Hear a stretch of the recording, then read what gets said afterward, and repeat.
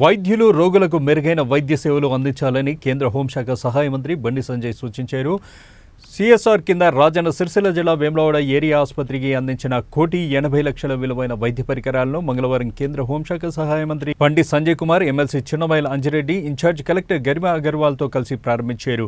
ఈ సందర్భంగా operation theatre, ఇతర విభాగాల్లో ఏర్పాటు చేసిన పరికరాలను పరిశీలించి వాటి వినియోగంపై అక్కడి డాక్టర్లను అడిగి తెలుసుకున్నారు. అనంతరం కేంద్ర హోంశాఖ సహాయ మంత్రి బండి సంజయ్ మాట్లాడుతూ ప్రజలకు ప్రభుత్వ దవాఖానాలో మెరుగైన వైద్య సేవలు అందించాలనే ఉద్దేశంతో సిఎస్ఆర్ కింద 1,80,00,000 రూపాయల విలువైన వైద్య పరికరాలను అందించామని తెలిపారు. వైద్యులు ఆయా పరికరాలను పూర్తి స్థాయిలో వినియోగించాలని ఆదేశించారు. ప్రజలు ఆయా సేవలను సద్వినియోగం చేసుకోవాలని పిలుపునిచ్చారు. ఆసుపత్రిలో ఖాళీగా ఉన్న వైద్య పోస్టులను భర్తీ చేయాలని ఆదేశించారు. ఈ కార్యక్రమంలో ఆర్డీఓ రాధాబాయ్, తహసీల్దార్ విజయ్ ప్రకాష్ రావు, ఏరియా ఆసుపత్రి సూపరింటెండెంట్ డాక్టర్ పెంచలయ్య, జిల్లా వైద్యాధికారి డాక్టర్ రజిత తదితరులు పాల్గొన్నారు.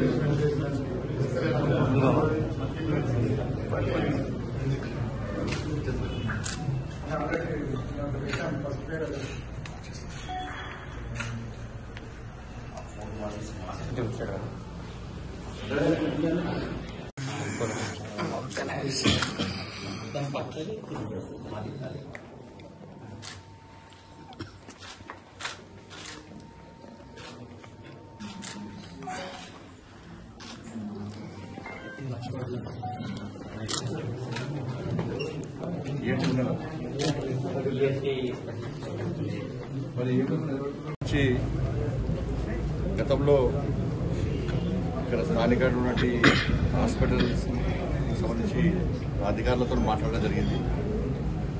ఇప్పటికే కేంద్ర ప్రభుత్వం నేషనల్ హెల్త్ మిషన్ పేరు మీద దేశంలోని అన్ని హాస్పిటల్స్ కూడా ప్రత్యేకంగా నిధులు కేటాయించారు. కేంద్ర ప్రభుత్వ నిధుల ద్వారా ఈ హాస్పిటల్స్ నిర్వహణ జరుగుతూ ఉన్నది. ఒక ప్లాన్ ప్రకారం, పద్ధతి ప్రకారం పేద ప్రజలు ఆదుకోవాలి. ఇలా ప్రైవేట్ హాస్పిటల్లో ట్రీట్మెంట్ చేసుకోలేని పరిస్థితి. ప్రభుత్వ హాస్పిటల్కి వచ్చి ప్రజలకు ఒక ధైర్యం, ఒక విశ్వాసం కల్పించాలని చెప్పి ఆలోచనతో, వాళ్ళ ప్రాణాలు కాపాడాలనే ఆలోచనతో ఈరోజు ప్రభుత్వ హాస్పిటల్లో అన్ని సౌకర్యాలు కల్పించాలని చెప్పి కేంద్ర ప్రభుత్వం, నరేంద్ర మోడీ ప్రభుత్వం ప్రయత్నం చేస్తుంది. హాస్పిటల్స్లలో కాటన్ లేదు, మెడిసిన్స్ లేవు. ఇవన్నీ ఇబ్బందుల తరుణంలో నేను పార్లమెంట్ సభ్యునిగా ఈ కరీంనగర్ పార్లమెంట్ పరిధిలో కొన్ని ముఖ్యమైన హాస్పిటల్స్ సెలెక్ట్ చేసుకొని దశల వారీగా ఆ హాస్పిటల్స్లో ఉన్నటువంటి సమస్యలు తీర్చాలనే ఉద్దేశంతో గతంలో హాస్పిటల్ సిబ్బందితో మాట్లాడినప్పుడు హాస్పిటల్ బాగా నడవాలంటే హాస్పిటల్కి వచ్చిన పేదవాళ్ళు వాపసు పోవద్దు. కరీంనగర్కో, సిద్దిపేటకో, హైదరాబాద్కో, వరంగల్కో పోవద్దు. ఇక్కడనే మనకు ట్రీట్మెంట్ అందించాలి. ప్రైవేట్ హాస్పిటల్లో ట్రీట్మెంట్ చేసుకునే పరిస్థితి లేదు. కాబట్టి మన హాస్పిటల్ బాగా నడవాలంటే, ప్రజలకు అన్ని సౌకర్యాలతో కూడిన వైద్యం అందించాలంటే ఏం కావాలన్నప్పుడు వారు ఇప్పుడు చెప్పినటువంటి ఎక్విప్మెంట్స్ కావాలని చెప్పి వారు కోరడం జరిగింది. అల్ట్రాసౌండ్ కానీ, ఈసీజీ మెషిన్ కానీ, ఈఎన్టీ మైక్రోకి సంబంధించి కానీ, బ్లడ్ లైట్స్ సంబంధించి కానీ, ఇవన్నీ కూడా ముఖ్యమైనటువంటి ఎక్విప్మెంట్స్ వాళ్ళు అడిగినప్పుడు ఎన్ఎండిసి వారిని కోరడం దాదాపు 5 కోట్ల పైగా సిఎస్ఆర్ నిధులు మనకి ఇవ్వడం జరిగింది. ఈ సందర్భంగా ఎన్ఎండిసి వారికి కరీంనగర్ పార్లమెంటు నియోజకవర్గ ప్రజల తరఫున పేద ప్రజల తరఫున వారికి హృదయపూర్వక కృతజ్ఞతలు చేస్తున్నాం. మన 5 crores పైగా సిఎస్ఆర్ నిధుల ద్వారా ఈరోజు వేములవాడ హాస్పిటల్స్ కు ఈ కొత్త టెక్నాలజీతో కూడినటువంటి ఆధునిక పరికరాలను ఈరోజు అందించడం జరిగింది. దాంతోపాటు హుజరాబాద్ జమ్మికుంట ఈ మిగతా 3 హాస్పిటల్స్ కూడా ఇదే స్థాయిలో ఇవాళ 1,80,00,000 విలువ చేసినటువంటి ఎక్విప్మెంట్స్ మనకి ఇక్కడ అందించడం జరిగింది. దీని ద్వారా ఈ హాస్పిటల్లో అన్ని సౌకర్యాలు ఎమర్జెన్సీకి సంబంధించి అన్ని ఎక్విప్మెంట్స్ ఇక్కడ ఉన్నాయి. అలాంటి ఇక్కడ ఏ ఇబ్బంది లేకుండా సరే ఇంకొక ఎక్విప్మెంట్ అది అడిగాను, అది కూడా నేను కూడా ఎంపీలాస్ నుంచి అది కూడా ఇచ్చే ప్రయత్నం చేస్తాను. కానీ ఫుల్ ఫ్లెడ్జ్డ్ ఇవాళ ఏ ఇబ్బంది లేకుండా ఇవాళ హాస్పిటల్ సిఎస్ఆర్ నిధి ద్వారా మనకి కేటాయించడం జరిగింది.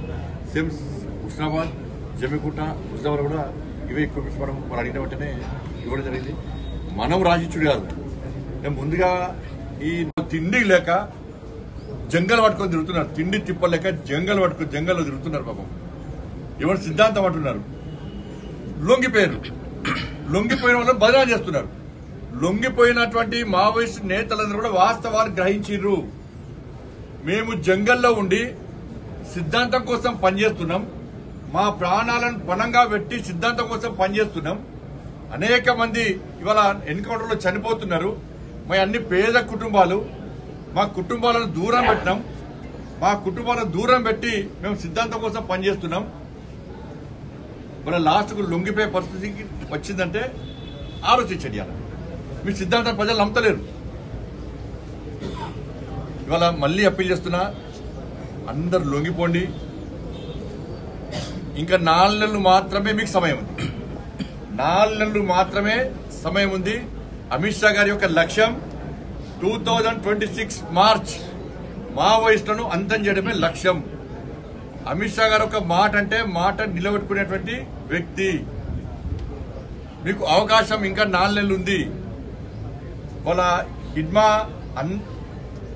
ఇవాళ పెద్ద నాయకుడు మావోయిస్ట్ సంబంధించి జాతీయ స్థాయి నాయకుడు ఏం సాధించాడు చెప్పాలి. ఏం సాధించిండు? ఇవాళ నువ్వు చనిపోతే ఆయన చనిపోయిన భార్య చనిపోయారు. ఇలా అర్బన్ నక్సల్స్ మాయలో పడి జంగల్లో ఉన్న నక్సలైట్స్ మీరు మోసపోకండి, మీ ప్రాణాలు తీసుకోకండి. అర్బన్ నక్సల్స్ అనే వ్యక్తులు ఏసీ రూమ్ లో ఉంటారు. వాళ్ళ కుటుంబాలు మంచిగా ఉంటాయి. అర్బన్ నక్సల్స్ కుటుంబాలు మంచిగా ఉంటాయి. ఏ ప్రభుత్వం వస్తే ఆ ప్రభుత్వాన్ని కొమ్ము కాసి పైరవులు చేసుకుంటారు. వాళ్ళు మావోయిస్టు సిద్ధాంతాల గురించి వాళ్ళు మాట్లాడతలేరు. వాళ్ళకి ఏ ప్రభుత్వం వస్తే ఆ ప్రభుత్వాన్ని కొమ్ము కాస్తారు. ఆస్తులు సంపాదించుకుంటారు. వాళ్ళు పైరవులు చేస్తున్నారు. వాళ్ళు ఏసీ రూమ్ లో ఉంటున్నారు, కార్లలో తిరుగుతున్నారు. మరి మీరు జంగల్ తిరుగుతా మీకు ఏమొచ్చింది? ప్రాణాలు కోల్పోతున్నారు. దేనికోసం పనిచేస్తున్నారు మీరు ఇవాళ? మరి అర్బన్ నక్సల్స్ మాట విని మీరు మోసపోకండి. వాళ్ళు చెప్పేది ఒకటి, చేసేది ఒకటి. కానీ ఇప్పటికైనా నేను మళ్ళీ అప్పీల్ చేస్తున్నా, ఎవరైతే అండర్ గ్రౌండ్ లో ఉన్నారో వాళ్ళందరూ కూడా వాస్తవాలను గ్రహించండి. మీ సిద్ధాంతాన్ని ప్రజలు నమ్మతలేరు. అనవసరంగా మీ ప్రాణాలు తీసుకోకండి. మంచి ఆలోచనతో సమాజంలోకి రండి. మంచి ఆలోచన సమాజంలో సేవ చేసే ప్రయత్నం చేయండి. మీకు అండగా ప్రభుత్వాలు ఉన్నాయి. కేంద్ర ప్రభుత్వం మీకు సహకరిస్తుంది. అర్బన్ నక్సల్స్ మాట నమ్మకండి. వాళ్ళ యొక్క వ్యవహార శైలి, వాళ్ళ యొక్క ఆలోచనను వాస్తవాలను గ్రహించండి. వాళ్ళ మోసపూరితమైన మాటలు, వాళ్ళ మాటలు నమ్మి మీ ప్రాణాలు తీసుకోవద్దని చెప్పి నేను ఇవాళ అందరికీ అప్పీల్ చేస్తున్నా. ఇలా ఎన్కౌంటర్ అన్న గ్రహించి మీరండి. ఇంకా 4 నెలల సమయం ఉందని కూడా మీకు విజ్ఞప్తి చేస్తాం. ఆపరేషన్ కగార్ పేరుతోటి తుపాకీ చేతిలో పట్టి చర్చలు కొట్టుకుంటారా? నువ్వు తుపాకీ ముందు పెట్టి చంపుతా అంటే చర్చలు కొట్టుకుంటావా? దేని గురించి చర్చలు దేని గురించి? తుపాకీ చేతిలో గురించి చర్చలు జరిపే ప్రభుత్వం అది కాదు. ఇవాళ మొన్న లొంగిపోయారు, చాలా పెద్ద పెద్ద నాయకులు లొంగిపోయారు. వాళ్లకు ఎక్కడైనా ఇబ్బంది కలిగించినమా? వాళ్ళతోని సంబంధిత అధికారులు కేంద్ర ప్రభుత్వం వారితో చర్చలు జరుపుతూనే ఉన్నది. మీ ఆలోచన ఏంది, మీ సిద్ధాంతం ఏంది, మీరు ప్రజలకు ఏం చేయాలనుకున్నారు, అది చేద్దాం, అది చేయడానికి సహకరిస్తామని చెప్పి వాళ్ళందరికీ సహకరిస్తున్నామా లేదా?